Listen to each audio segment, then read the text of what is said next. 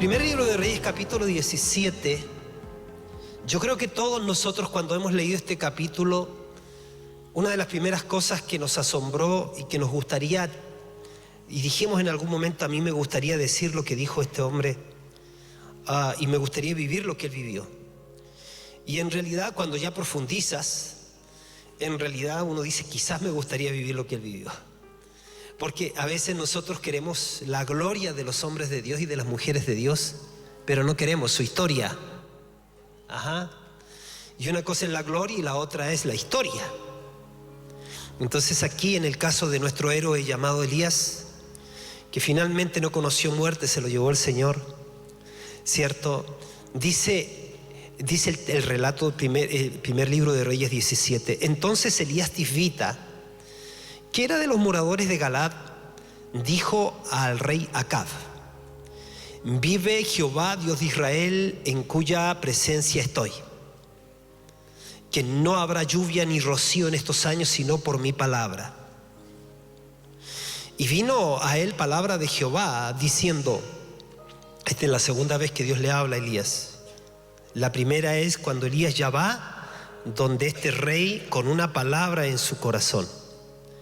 Luego de que le da la palabra al rey, Dios le dice a su hombre, ¿cierto?, a su siervo: y vino a él palabra de Jehová diciendo, apártate de aquí, vuélvete al oriente y escóndete en el arroyo de Querit, que está frente al Jordán. Y le da la siguiente instrucción, dice: beberás del arroyo, y yo he mandado a los cuervos que te den allí de comer. Un lugar llamado allí. He mandado a los cuervos que te den allí de comer. Y dice el verso 5, y él hizo conforme a la palabra de Jehová. Pues se fue y vivió junto al arroyo de Querit, que está frente al Jordán. Y los cuervos le traían pan y carne por la mañana y pan y carne por la tarde, y bebía del agua del arroyo. Luego el relato dice, pasados algunos días, que fueron como 2 años, se secó el arroyo porque no había llovido sobre la tierra, o a lo mejor un poco menos en años. Pero luego viene otra vez la palabra del Señor. Vino luego a él palabra de Jehová diciendo, levántate y vete a Sarepta de Sidón y mora allí. He aquí, yo he dado orden allí a una mujer viuda que te sustente.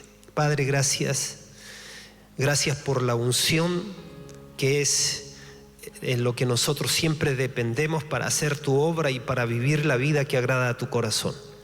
Gracias porque tenemos la unción del Santo, y oramos porque esa misma unción se derrame sobre nosotros ahora, se active sobre nosotros ahora, y lo sobrenatural se manifieste y tú hables a nuestros corazones.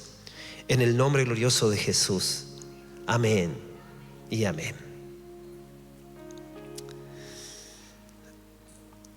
Una de las experiencias más fascinantes que tenemos con Dios no es solamente la invitación que Él nos ha hecho a aprender con Él, sino también a desaprender. Nosotros no dimensionamos cuántas son las implicancias del desaprender. Es que hemos vivido dependiendo el tiempo en que vivimos separados de Él, a lo mejor teniendo conciencia de que Él existía, pero no teniendo una relación íntima con Él. En todo ese tiempo seguramente fuimos reprogramados con tantas cosas que asumimos en nuestras vidas como ciertas, pero que nunca fueron ciertas ni lo serán. Maneras de ver la vida, maneras de vernos a nosotros, maneras de ver a Dios. Y definitivamente entonces, cuando la gracia golpea nuestra puerta, cuando Dios, por la razón que Él tiene, razones que la razón no entiende, qué lindo es saber, por ejemplo, que Dios no me ama porque yo sea bueno, sino que Dios me ama porque Él es bueno. Eso es maravilloso, entender que Dios a ti te ama no porque tú eres buena o porque eres bueno, sino porque Él es bueno. Y lo otro maravilloso es entender, por ejemplo, cuando nos viene el entendimiento, que antes de Dios crear el producto Él crea el propósito. O sea, Él no dice, a ver, esta niña nació, ¿qué voy a hacer con ella? Este niño nació, ¿qué voy a hacer con él? Venimos con un propósito preestablecido desde el corazón de Dios antes de la fundación del mundo. Él no idea fracasos. Él nos creó a nosotros con la razón más importante, que es lo que dice Elías: vive Jehová en cuya presencia estoy. Elías Tisbita es un personaje que no se nos da muchos datos de quiénes son sus papás, no se nos da mucha información de él, pero nos dice que vive ahí en Tisbet, de ahí surge, y ahí tiene un encuentro con la gracia, tiene un encuentro con Dios y se convierte en un mensajero de Dios, se convierte en un hombre de él. Y Elías entonces, no, como ignoramos cuánto tiempo fue macerado, cuánto tiempo tuvo Elías para ir respondiendo, para ir despertando a la conciencia de la realidad del Dios creador del universo. Pero lo que es claro es que Elías aprende a relacionarse con Dios y aprende a vivir en su presencia. Y les decía que cuando nosotros leemos la Biblia por primera vez, nos aparece esto y uno dice, oh, qué lindo, ¿cómo será vivir en su presencia? Hemos leído de hombres que vivieron en su presencia, como Enoc VII, por ejemplo, que dice que también vivió en la presencia de Dios y que no murió, fue el segundo que no murió, que se lo llevó Dios. Era tanto entonces, cuando hablamos de estar en la presencia de Dios, es como la manifestación del anhelo profundo y de la razón principal por la que Dios nos creó. Así que punto número 1, nosotros fuimos creados para vivir en comunión con Dios. Y todos los hechos del plan de Dios en favor nuestro obedecen a ese objetivo final, que es que vivamos y caminemos y aprendamos a andar en su presencia. Elías, me puedo imaginar yo que el caminar en su presencia significó entonces experimentar la realidad de su espíritu, y empezó a aprender también a andar en sintonía fina. Andar en sintonía fina no es fácil. Me refiero a sintonía fina como aprender a escuchar lo que Dios quiere que hagamos y digamos. Elías aprende y escucha a Dios, y Elías de tal manera tiene que aprender a relacionarse con Él al punto que Él lo declara. Dice, yo vivo en su presencia. Cuando nosotros miramos el Nuevo Testamento, vemos al Señor Jesucristo viniendo precisamente para eso. Él vino a buscar y salvar lo que se había perdido. ¿Qué se había perdido? La imagen de Dios en el hombre, la presencia de Dios en el hombre. Dice la Biblia que cuando Él comienza su ministerio, Él ora toda una noche para escoger a 12 discípulos que iban a ser sus discípulos, y luego sus enviados, sus mensajeros, sus apóstoles, ¿cierto? Los que llevaban el mensaje. Y dice que oró toda una noche para 2 cosas. Y la primera era para que estuviesen con Él. Y la segunda, por supuesto, era para que se involucraran de lleno en la misión, cueste lo que cueste. Para Elías, involucrarse con Dios en la misión era cueste lo que cueste. Elías tenía que ir a confrontar, por ejemplo, a un rey que estaba barriendo a todo Israel de los valores y los principios y la presencia de Dios, junto con esa hechicera llamada Jezabel. Esa era una sacerdotisa, era una hechicera en realidad, y hasta tal punto que ella encarnaba potestades, que eso luego es definido como una potestad que incluso aparece en Apocalipsis. Pero lo que es claro es que Elías, al confrontar al rey, iba a arriesgar su propia vida. Elías, o sea, lo primero que aprendemos es que aquella persona que camina con Dios y que decide caminar con Dios, que responde al llamado de Dios, tiene que considerarse para su propia vida hombre o mujer muerto. O sea, ya no vivo yo, Cristo vive en mí, ¿no? Para mí el vivir es Cristo, decía Pablo, y el morir es ganancia. Eso lo demuestra la primera iglesia. Los cristianos de la primera iglesia fueron personas que, al tomar la decisión de responder al llamado de Dios, ellos sabían que era un asunto de vida o muerte. Ellos vivían, y si vivían para el Señor, vivían, y entendían que si morían para el Señor, morían, ya sea que vivieran o murieran, del Señor eran. Así que fíjate, el Señor oró toda una noche. Estoy haciendo el paralelo. Elías dice, vive Jehová en cuya presencia estoy. Él sabía ahora, y se ve que el vivir en la presencia de Dios era vivir con todo, era estar dispuesto incluso a morir, porque cuando enfrenta al rey, ese rey podía matarlo. Ese rey estaba matando profetas en Israel. Pero ahí está el corazón de un hombre que logra alinearse con el corazón de Dios y logra tomar una decisión y saberse que ahora es de Dios, que su vida es Dios mismo. Y hoy en día nosotros necesitamos ese tipo de personas. Jesús oró toda una noche para enseñarle y para escoger a 12, pero lo primero, más importante, nuestro primer llamado era para que anduviesen con Él, para andar con Él.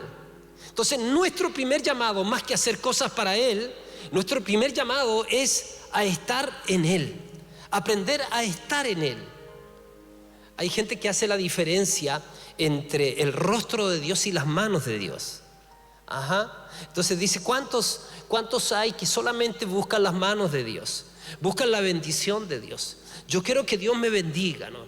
Yo quiero que Dios me prospere. Yo quiero que me vaya bien en mi familia. Yo quiero que me vaya bien en mis emprendimientos. Yo quiero que le vaya bien a mis hijos. Entonces sí, y pareciera que es un buen motivo ese, ir detrás de las manos de Dios. Y Dios no es escaso. A Dios Él no se hace problema en bendecirnos. Pero la pregunta es, ¿cuántos que quisiéramos hacer la diferencia y entender que hay algo mucho más grande que ir solo detrás de la bendición de Dios, y es encontrarnos y vivir en comunión con el Dios de las bendiciones?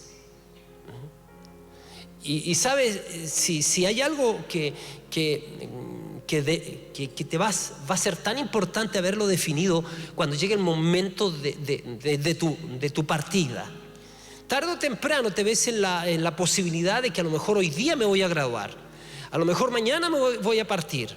Hoy día de tanta gente que está partiendo, que pareciera que es como normal, pero no es tan normal que se estén muriendo los jóvenes. No es tan normal que no debería ser normal que estén matando a tanta gente en nuestro país y la violencia en tantas partes.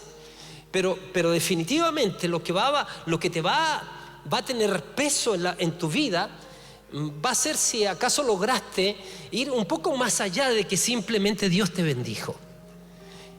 Qué lindo, cuando entregué mi vida a Cristo, Él me bendijo. Así que yo no tenía casa propia y me dio casa propia. No tenía vehículo, me dio vehículo. No tenía hijos y me dio hijos. No tenía esposa y me dio esposa o esposo. Esas son cosas que Dios te agrega y son bendiciones de Dios. Pero como hemos aprendido, se puede tener las bendiciones de Dios, pero si no conectas bendición con propósito, entonces definitivamente te pierdes. Israel salió de Egipto con bendición, pero no llegó a ninguna parte porque olvidó propósito. Yo creo que el más grande propósito es aprender a estar en Él, conocerlo a Él, ¿no? A veces estos ejemplos nos sirven. Que tu hijo se acerque a ti, por ejemplo, y empiece a hacerte cariño, empieza a darte besitos, y después tú estás esperando el momento en que te va a decir, papá, dame Luca, ¿no es cierto? Mamá, dame un permiso, ¿cierto? Dame algo. Pero es distinto y te descoloca un poco cuando un hijo o una hija, yo creo que las hijas la hacen bien. Cuando un hijo se acerca a darte abrazos, por decirte, darte un beso que no te daba de hace caleta de tiempo quiere decir harto tiempo, y que tú le digas ya, a ver, ya cuánto quieres, y te dice no quiero nada, solamente quiero decirte que te amo. Wow, eso es cototo, ¿eh? Es como cuando el esposo se acerca a la esposa y ella dice, este huevito quiere sal. Y en realidad no quiere sal, quiere simplemente decirle que la ama, ¿no? A veces nos falta ese tipo de ese amor, aun cuando varios dicen que el amor desinteresado no existe. Que siempre, no es nomás que tú fuiste al altar y dijiste, bueno, ella haga lo que haga, la seguiré amando, aunque me sea infiel, la seguiré amando, porque yo no espero nada de ella. Eso es mentira, ¿no? Pero yo creo que con Dios nosotros necesitamos aprender a amarlo y aprender a crecer en su presencia, porque si no nos empezamos a adentrarnos en Él, no somos esos apasionados, esos valientes de abrirnos camino, porque quiero ser lleno de su presencia. es imposible poder, si no busco de esa manera, es imposible poder entender el corazón de Dios. Es imposible poder entender el corazón de Dios y estar dispuestos y disponibles para la tarea que tenemos que realizar. Yo creo que Elías, en esto de buscar la presencia de Dios y en esto que Jesús dijo a los discípulos, que los escogió para que estuviesen con Él, fue lo primero. Pero luego de eso viene lo segundo. Él los envía a cumplir la misión. En el caso de Elías, él va a cumplir la misión que Dios pone en su corazón a costa de su propia vida. Y en caso de nosotros hemos sido llamados para conocer a Dios y disfrutarlo, y ojalá que eso sea algo que nunca descuidemos en nuestra vida. He sido llamado para estar con Él. Mi primer llamado es para estar en Él. Mi primer llamado es para aprender a conocerlo. Mi primer llamado es para aprender a amarlo. Mi primer llamado es el querer conocer el latir del corazón de Dios. Por eso que yo no creo que pueda haber alguien que practique la pasión por Dios y luego no tenga como resultado la compasión por la gente. O sea, definitivamente la compasión por las personas es el resultado de tener pasión por Dios. Es el resultado de conocer el corazón de Dios. ¿Se acuerdan que los discípulos eran varios? Pero no todos hicieron lo que hizo Juan. Juan, por ejemplo, el discípulo amado, un discípulo conforme al corazón del Señor, fue aquel que puso su cabeza en el pecho de Jesús. Y yo creo que todos los discípulos seguramente tenían la posibilidad y el privilegio de poner su cabeza ahí en el pecho, en el costado de Jesús. Pero solamente Juan fue el que hizo uso de ese beneficio. Juan, el discípulo del amor. Juan, el que tiene acceso a la revelación para el cierre del canon bíblico, para que tenga la posibilidad de ver y luego escribir lo que está plasmado en el libro de Revelaciones. Juan logra tener una sintonía mucho más cercana con el Señor. Yo creo que Juan tipifica la iglesia que el Señor va a tener antes que Él venga, porque definitivamente Él no va a dejar esta tierra sin su testimonio. Se va a cumplir siempre que donde abunde el pecado, sobreabundará la gracia. Y la gracia se manifestará a través de hombres y mujeres llenos del Espíritu Santo, llenos de amor por Dios, llenos de compasión por la gente, porque aprenden a escuchar el corazón de Dios y Dios les hace ver lo que siente por las personas. Nosotros necesitamos llevar adelante la misión, la gran comisión, que tiene que ser sobrenatural. La gran comisión tiene que ser precisamente en que nosotros podamos movernos donde Dios quiera que nos movamos. O sea, siendo esa gente que aprovecha a tener comunión con Dios, esa gente que procura tener comunión con Dios, vamos a aprender no solamente a ser bíblicos, sino a ser obedientes a la palabra de Dios. El lugar llamado allí para Elías era caminar en su presencia, pero el lugar llamado allí también para Elías era y fue el lugar de la obediencia. Fíjese qué interesante que una vez que Elías le hace caso a Dios y habla con el rey, Dios ahora quiere proteger a su profeta. Y le dice: mira, Elías, yo quiero ahora que tú me hagas caso. O sea, le da una orden, le viene una palabra a Elías. Y como aprendimos la vez anterior, no puedes esperar una segunda palabra si no aprendiste a ser fiel en la primera. No puedes esperar poder escuchar de verdad a Dios, a no ser que aproveches esos tiempos, ¿cierto?, en donde te sientas para recibir la palabra, para aprender la palabra, para que Dios te hable a través de la palabra, que haya una intención, que haya una actitud intencional tuya de conocer el corazón de Dios a través de la palabra. Es increíble el desconocimiento que hoy día hay del corazón de Dios a través de la revelación que viene por la palabra. Hoy en día me preocupan mucho estas grandes convocaciones que se hacen. O sea, si invitas a orar por Chile, tienes que traerte los mejores cantantes, porque si no, nadie va a ir a orar por Chile. Esa es mi preocupación. Mi preocupación es que estemos teniendo cristianos de entretenimiento, pero no personas que sean sostenibles en el momento de la crisis, no personas que sean verdaderos influyentes para transformar y traer cambio verdadero a nuestro país que tanto lo necesita. Hoy día no solamente necesitamos acentuar valores y principios en la sociedad. Hoy día nosotros necesitamos traer presencia de Dios a los corazones, porque si las personas no nacen de nuevo, es como darles que comer a un huevo. Tú les puedes traer los principios, tú puedes ser la persona más honrada en tu trabajo, más laboriosa en tu trabajo, más verdadera, pero eso no va a significar mucho si las personas que están alrededor tuyo no tienen un encuentro real con el Dios que transformó tu vida, con el Dios que cambió tu vida, con el Dios que te ha hecho luz y sal, con el Dios de quien tú puedes decir: vive el Señor en cuya presencia estoy. Puedo oír su voz, puedo hablar sus palabras y puedo ministrar en el poder del Espíritu Santo.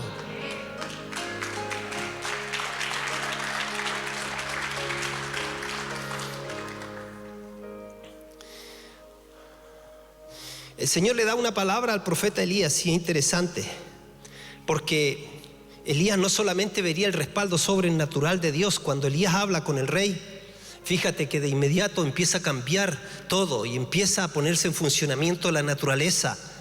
Dios respalda a su profeta sobrenaturalmente, pero ahora el profeta va a tener que aprender a caminar no solamente en los carismas, sino que tiene que aprender a caminar en obediencia. El lugar llamado allí le dice: ve, porque yo he ordenado unos cuervos que te den de comer. Vete al arroyo de Querit. Ahora mira, escúchame. Fíjense que Dios no iba a ir donde iba a estar Elías, sino que Elías tenía que estar donde Dios le estaba diciendo. Ese es el lugar llamado allí. El lugar llamado allí para Elías era estar en el lugar donde Dios le estaba indicando. No es que Dios iba a ir donde estuviera Elías. Dios ya había hablado con los cuervos, y qué interesante, porque muchas veces nos damos cuenta que la naturaleza, que los animales son más obedientes que los seres humanos. Los cuervos ya definitivamente tenían la instrucción de Dios de llevar el pan y la carne, que seguramente dicen que estos se los robaban de las alcobas de los reyes, ahí o donde los reyes comían en esos jardines grandes, ahí en las terrazas, de ahí sacaban el pan y la carne. Quizás como se la ingeniaban, pero mira qué interesante, porque era todo un trato de fe. Elías tenía que ahora ir al lugar que Dios le había indicado. Tienes que ir al lugar llamado allí, porque el lugar llamado allí iba a ser el lugar donde los cuervos, ahí en el arroyo de Querit, que era como de 4 kilómetros, en alguna parte los cuervos dejaban el pan y la carne. Ahora Elías pudo haberse ido a cualquier otro lugar, y es probable que a la vuelta de 2 meses, 3 meses, 4 meses, si iba al lugar que Dios le había indicado, iba a encontrar el montón de pan amontonado, porque los cuervos iban a cumplir la misión. Ellos iban a ser obedientes. Lo importante entonces, mis hermanos, es que nosotros seamos obedientes. ¿Qué significa el lugar llamado allí para ti? ¿Qué es lo que te está indicando Dios que es el lugar llamado allí? Fíjense que es interesante, porque el lugar llamado allí es el lugar de la obediencia. Y si hay algo que es difícil, pero que es fundamental para que seamos llenos del Espíritu Santo y para que podamos tener el respaldo de Dios, es aprender a obedecer. Nosotros venimos con la desobediencia incorporada. Por eso que si hacemos una encuesta, hay gente que está más dispuesta a ser religiosa que a ser discípulo de Jesucristo. Porque en el fondo el religioso hace lo que se le da la real gana. Si quiere se sujeta, si quiere no se sujeta, si quiere se disipula, si quiere no se disipula, si quiere ofrenda, si quiere diezma, si quiere no diezma, si quiere obedece, si quiere no obedece, si quiere toma decisiones las que sea, y después le pregunta a Dios, y si quiere le pregunta, y si quiere no le pregunta. Para el religioso es como mucho más cómodo, ojalá haya algo que hacer una sola vez al año, como eso del pagar las mandas. Entonces una sola vez al año voy y pago mi manda, y después ya listo, estoy listo con el de arriba, y entonces yo sigo haciendo mi vida. Eso es religión. Pero la vida en Cristo es una vida en que tienes que estar dispuesto a entrar en la escuela de la vida, cuyo maestro es el Espíritu Santo, y que todos los días estamos siendo transformados para llegar a manifestar a Cristo en todo lo que hagamos. Ese camino no es fácil. Ese camino no es de corta duración. Ese camino no es de entretenerse así nomás. Ese camino no es un camino de un culto ahí esporádico. El camino, el lugar llamado allí para Elías era el lugar de la obediencia. Tenía que estar donde Dios le había dicho. Y sabe, y en esto hay tanta cosa. Pero ¿sabes qué? Cuando tú tienes una indicación del Señor y aun cuando te cueste, te atreves a obedecer, entonces fíjate que Dios te va a mostrar su respaldo, definitivamente. Yo veo a Elías ahí yendo al lugar de la obediencia, y el lugar de la obediencia es el lugar también de la provisión. Cuando Elías obedece donde tiene que ir, entonces la provisión está garantizada. Mira, les conté que una vez pasó la esposa de un profeta, y realmente casi me prendió velas. Dice, no puedo creer, decía, no puedo creer, porque ella anda con su esposo para diferentes partes del mundo. No puedo creer, me decía a mí, yo casi me prende velas. ¿Y por qué? Dice, yo no puedo creer que usted, siervo de Dios, todavía puede estar en esta ciudad. Así como que, ¿qué? Porque ella no podía creer que yo podía estar. Está bien que esté unos años, pero no toda la vida, ¿no? Estoy siendo más antiguo que la señora Waldi. Es que es una señora que cuando mis hijos nacieron, ella tenía un negocito, y ahí estaba. Después crecieron mis hijos y tenían negocito, ahí estaba. Después se casaron mis hijos y ahí está el negocito, ahí está. Nos fuimos 10 años a Calama y regresamos, y pues crees que todavía está. Y ahora mis hijos crecieron, se casaron, tienen nietos, o sea, mis nietos, y van a comprar el negocio de la señora. No puede ser. Bueno, entonces,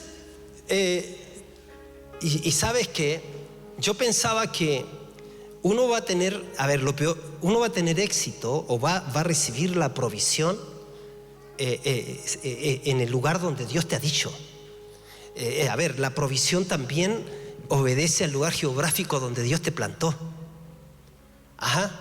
Y yo me doy cuenta de que definitivamente la bendición siempre sigue fluyendo hacia nosotros.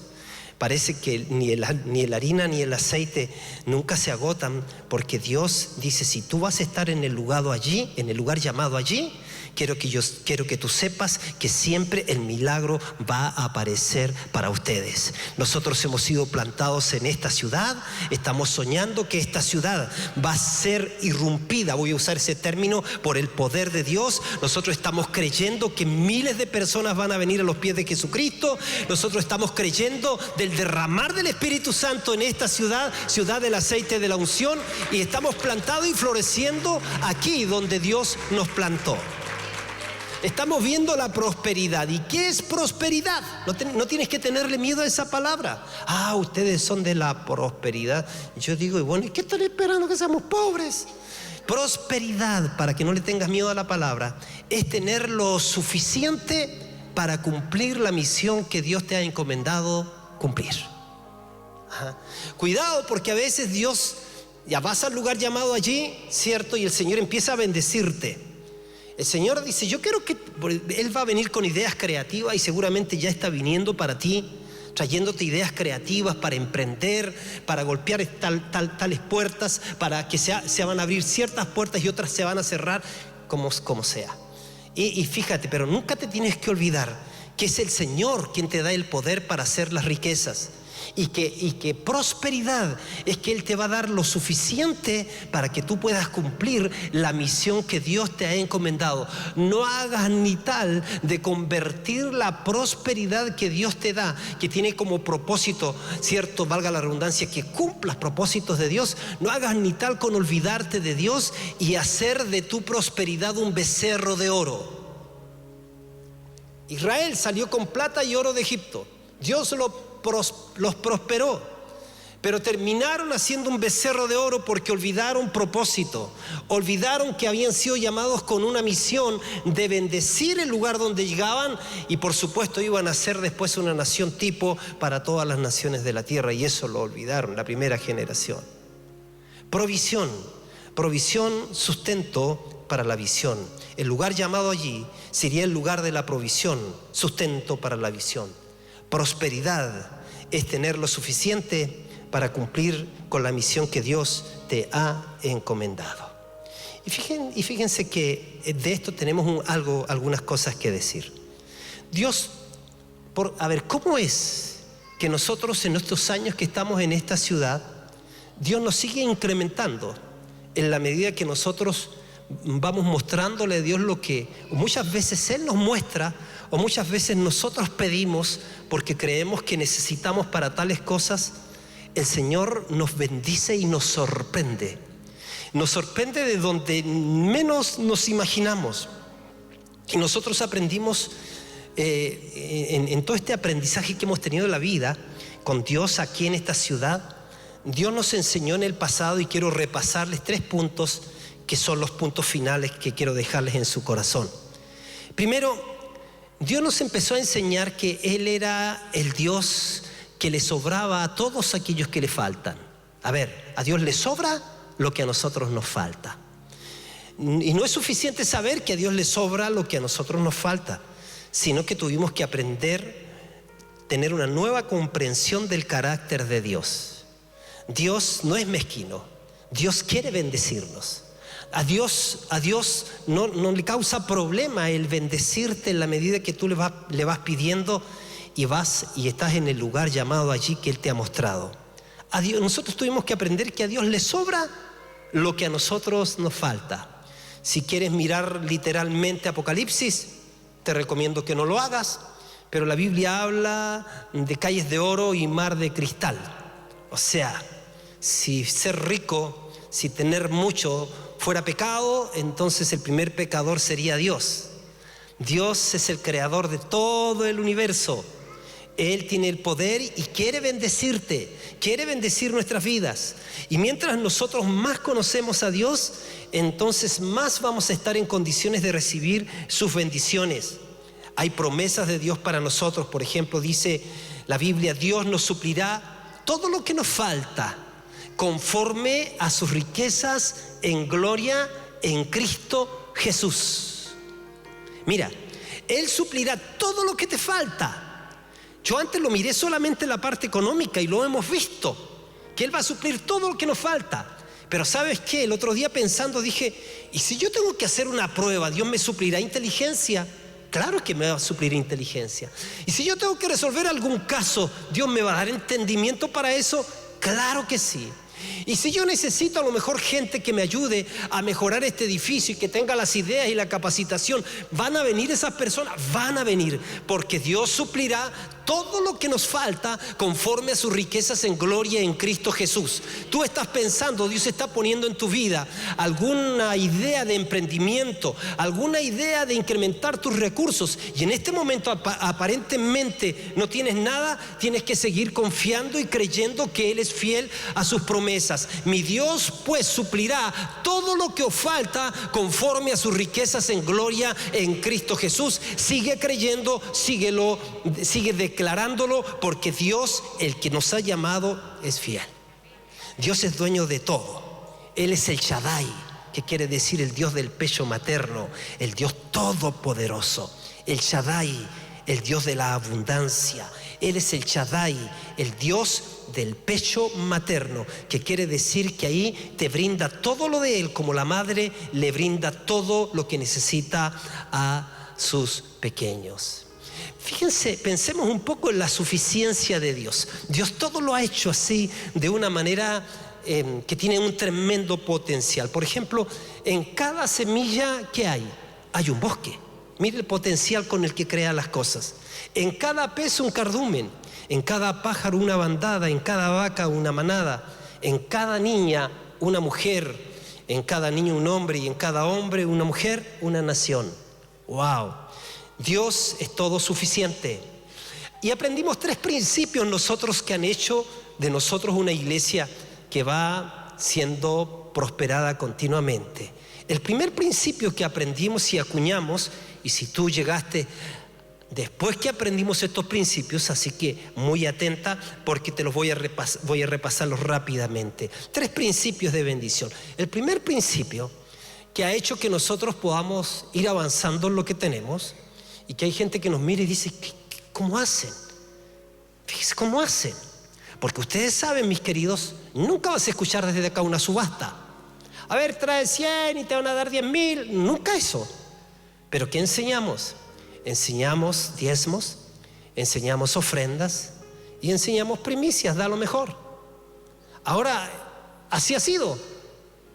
Y en el tiempo todo esto ha lucido, y tú ves, entonces si yo te tuviese que mencionar las cosas que Dios nos ha dado para que seamos sus mayordomos, son bastantes, pero aún son pocas para aquellas cosas que estamos requiriendo y que están viniendo para nosotros. Lo primero, Dios es mi fuente. Diga conmigo, Dios es mi fuente de provisión. A ver si me puedes ayudar con la pantalla para anotar estos principios. Dios es mi fuente de provisión. Santiago 1:17 dice, toda buena dádiva, todo don perfecto, desciende de lo alto, del Padre de las luces, en el cual no hay mudanza ni sombra de variación. Todo buen regalo, todo don perfecto, desciende de lo alto, del Padre de las luces. Pablo decía a los discípulos, oye, a ver, todo lo que tú tienes, tú lo recibiste. Lo recibiste por gracia. ¿Y por qué te glorías como que si no lo hubieses recibido? Él está corrigiendo una actitud de aquellos que están desconociendo que Dios es la fuente. Fíjate, el primer principio que tuvimos que entender es que nuestra fuente es Dios. Dios es dador por excelencia. La Biblia dice que el que no escatimó ni a su propio Hijo, sino que lo entregó también por todos nosotros, ¿cómo no nos dará también con Él todas las cosas? El gran problema a veces no es Dios, es nuestra capacidad de creerle a Dios por más. Él quiere bendecirte, atrévete a ir por más, atrévete a avanzar por más. No te puede suceder como ese que estaba pescando y cada vez que pescaba un pez se convertía en pescado, lo medía y lo volvía al lago. Entonces primero pescó el primero, lo midió, por decirte, 30 centímetros. El otro midió 40 centímetros, el otro 50 centímetros, y por cada pescado que lo tomaba, lo medía y lo volvía. Entonces le preguntaron por qué estaba haciendo eso. Dice, lo que pasa es que el primer pescado que yo pesqué midió 30 centímetros, el segundo 40 y el tercero 50. Y mi problema es que en la casa yo tengo solamente un sartén que mide 10 centímetros. Entonces el problema está en el sartén. El problema está acá.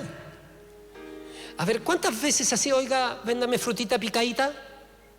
O sea, y después tanto que se acostumbran a comprarlo picadito, que después hasta van a comprar zapatos y quieren un zapato picadito.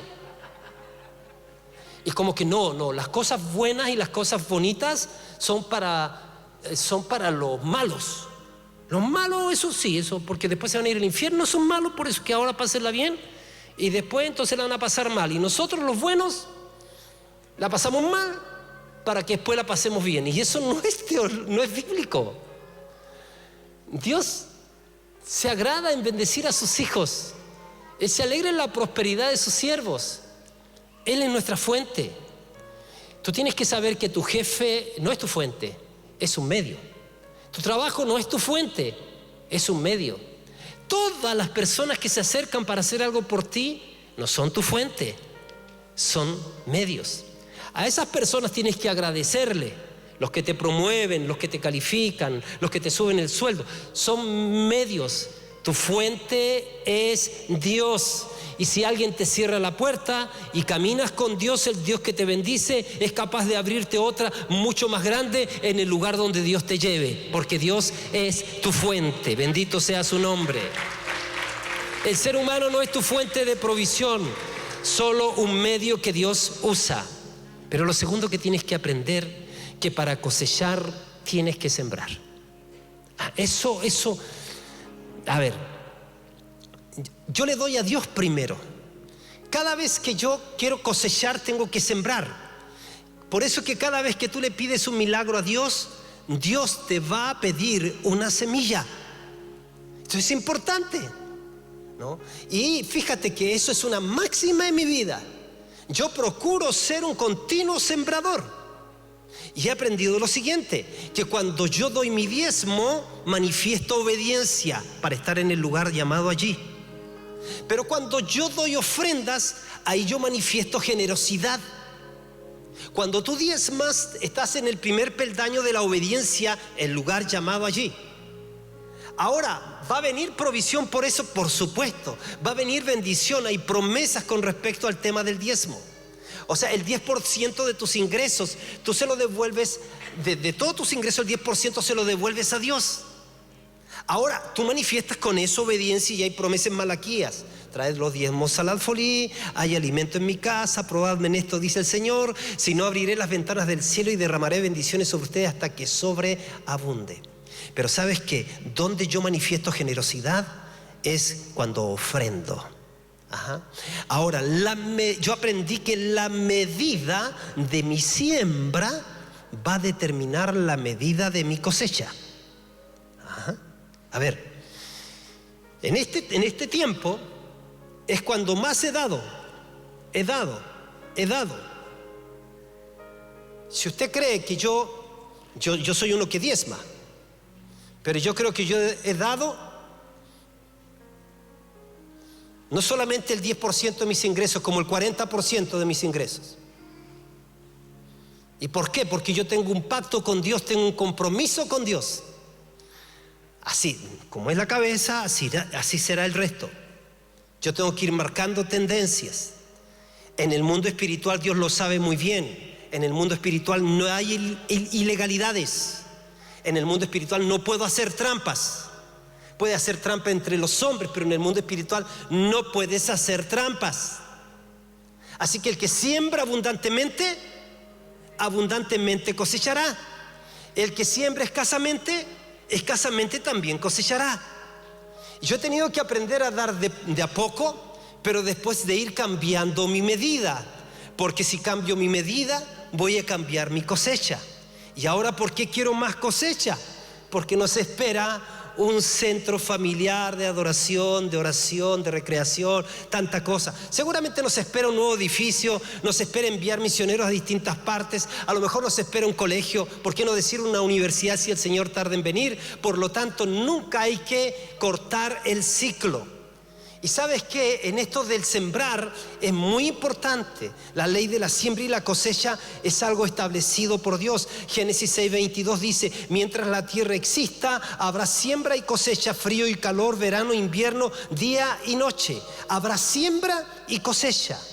La Biblia dice que es más productivo dar que recibir. ¿Y sabe por qué es más productivo dar que recibir?